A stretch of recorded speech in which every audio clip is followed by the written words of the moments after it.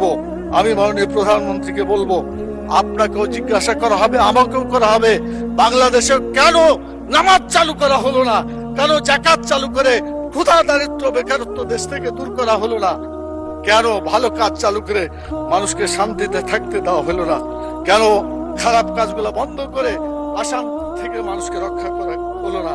মাননীয় স্পিকার, আমি আপনার মাধ্যমে মাননীয় প্রধানমন্ত্রী সহ আইনমন্ত্রী পাশে বসে আছেন, তারা জবাব দিবেন এবং বলবেন তাদের দায়িত্বটা কি।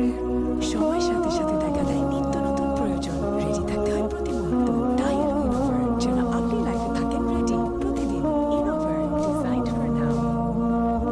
এরপরে যে কথাটা আমি বলতে চাই, মাননীয় স্পিকার, সময় কম দেওয়ার কারণে কোনটা বলি আর কোনটা বোঝা যাচ্ছে না। মাননীয় স্পিকার, আমাদের দেশে সুদ, ঘুষ, মদ, জুয়া, জেলা ব্যভিচার, চাঁদাবাজি, টেন্ডারবাজি যারা করে, এরা কোনো দলের লোক না মাননীয় স্পিকার। কিন্তু যখন বলা হয় যে এক দল চাঁদাবাজি করে পালাই গেছে, আর এক দল চাঁদাবাজি করার জন্য প্রস্তুতি নিচ্ছে, এটা বলার পরে কোন দল যদি রিয়াকশন করে, তত বোঝা যায় এই চাঁদাবাজদেরকে দলের সদস্য হিসেবে মানে গ্রহণ করা হচ্ছে।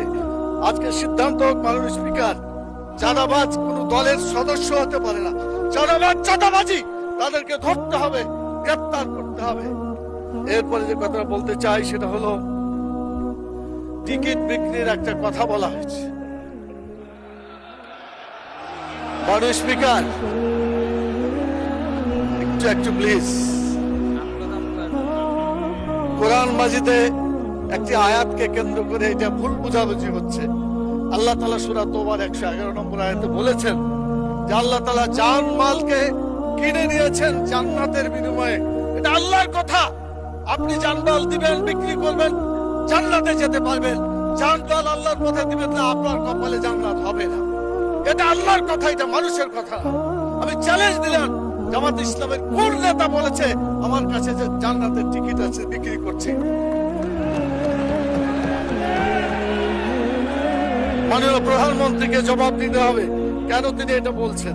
আমাদের ফখরুল ইসলাম সাহেব বলেছিলেন আমরা শরীয়তের আইন বিশ্বাস করি না, পরে অবশ্য আত্মসমর্পণ করে নির্বাচনের আগে বলেছেন শরীয়তের বিরুদ্ধে আমরা কোনো আইন আমরা পাশ করব না। তো ধন্যবাদ ওনাকে, অন্তত তওবা করে ফিরে এসেছেন। আমরা আল্লাহর আইন চাই, আপনারা আল্লাহর আইনের বিরোধিতা করবেন না বলেছেন। অতএব আসুন বাংলাদেশের মানুষের আইনের কবর রচনা করে